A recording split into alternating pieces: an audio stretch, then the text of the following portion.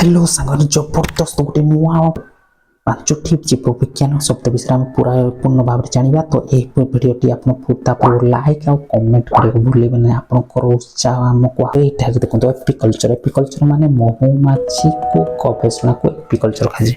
जमी महुमाछी रिलेटेड आईगला से महू संग्रह करवा महू चाष करवा यही सब रिलेटेड को आम एपिकल्चर कही स्टडी ऑफ बीज। ठीक अच्छे एपिकल्चर हो गला।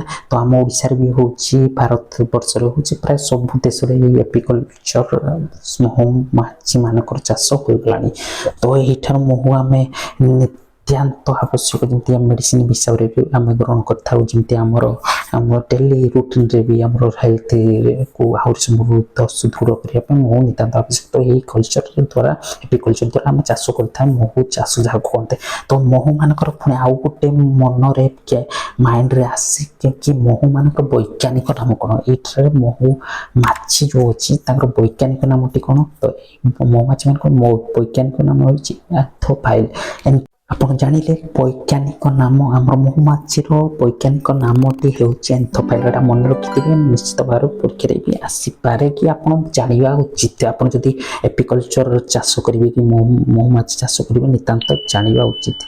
तो होगा ये आम जानिले कि एपिकल्चर कौन। तो आउ गोटे स्लाइड को जी घास को स्टडी करने को एग्रोस्टोलॉजी कहते जमी घास को गवेषणा करने एग्रोस्टोलॉजी घास मुख्यतः आम पड़िया फिल्ड खेल पड़िया सबुठार बहुत इंपोर्टाट भी आम क्रिकेटर मान को बेसी आघात न लगे से पड़िया मान देखिए खेल पड़िया मान घास प्रचुर मात्रा लग जाए। छोट छोट घास जमी जदि से खेल ड्राइव मारती कि पड़ जाती बेसी दुर्घटना न घटी से भाई गवेषणा कर नुआ टेक्निक थ्रो आम घास गवेषणा थ्रो को आम को एग्रोस्टोलॉजिस्ट ये पार्ट को। ठीक अच्छे घास सहित जड़ित गवेषणा को। ठीक अच्छे घास वैज्ञानिक नाम आम कह प्योसी प्योसी। देखो ये स्क्रीन रे आप देखिए व्हाट इज प्योसी। तो केमती प्रोनाउंस करेंगे आप जाने प्योसी। ठीक अच्छे ये हो गला आम साइंटिफिक नेम कौन पे यूज।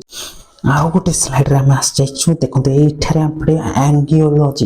एंगियोलॉजी मीन्स सर्कुलेटरी जमी रक्त संचालन विद्या को पढ़िया को आम एंगियोलॉजी। पुणी से एंगियोलॉजी सिस्टम रे हार्ट रो भी अच्छी गोटे सेपरेट ब्रांच जमी कार्डियोलॉजी जमी कहते ना कार्डियोलॉजी हार्ट रो जमी एंगियोलॉजी मतलब रक्त संचालन circulatory system of humans. Circulatory system of रक्त संचालन से ह्यूमन्स हो कि एनिमल्स हो सर्कुलेटरी सिस्टम को हम कह पारिबा। एंथ्रोपोलॉजी माने ह्यूमन एंसेंट ह्यूमन को स्टडी को हम एंथ्रोपोलॉजी करछि। एंशिएंट माने प्री हिस्टोरिक पीरियड टाइम रो प्री करंती हम एंशिएंट ह्यूमन्स को से करी हम कहता एंथ्रोपोलॉजी। एंथ्रोपोलॉजी एटर ह्यूमन तो आपण जानि छथि वैज्ञानिक होमियोसोफियन होमियोसोफियन होमियोसोफियन आप तो जानते हैं किसी आहरी बेसी डिफिकल्ट ना। तो यहीपर एंथ्रोपोलॉजी हो गला। तो आउ गोटे आम स्टडी देखा देखो ये स्लाइड पुणी आउ गोटे स्लाइड आम जाना कि एग्रोलॉजी कौन। एग्रोलॉजी हूँ फसल उत्पादन सहित जड़ित स्वतंत्र गवेषणा को आम कहते एग्रोलॉजी। तो एग्रोलॉजी रे आम आसीपर कोर्स जमी आम राइस पोटाटो टमाटो वेट ये सब। तो एग्रोलॉजी इकोनॉमिकली गवेषणा को अर्थनैतिक गवेषणा को जमीपर आम कहुए एग्रोलॉजी। तो आम ये गोटे स्वतंत्र भाव में जाना वैज्ञानिक नाम जमी राइस चाउल चाउल वैज्ञानिक नाम कौन ओडिशा साथिबा। तो आम मुख्यतः है ओडिशा साथिबा। तो यही वार्ड आप मन रखा उचित ओडिशा साथिबा आम चाउल राइस को आम वैज्ञानिक नाम कहुए। तो आउ गोटे स्लाइड देखो ये देखा एग्रोस्टोलॉजी ये स्लाइड रे। तो ये स्लाइड रे देखो एग्रोस्टोलॉजी माने अर्थ कौन। ये जो गवेषणा को आम कही खाद्य इंधन तत्व फसल परिचालन उन्नति विज्ञान को आम एग्रोस्टोलॉजी कही था। उन्नति को स्टडी करवा रिसर्च करवा उन्नति कर खाद्य इंधन तत्व तंतु होगला से को आम कही था एग्रोस्टोलॉजी। थैंक यू वीडियो भल लगे तो लाइक करेंगे शेयर करेंगे। बहुत बहुत धन्यवाद।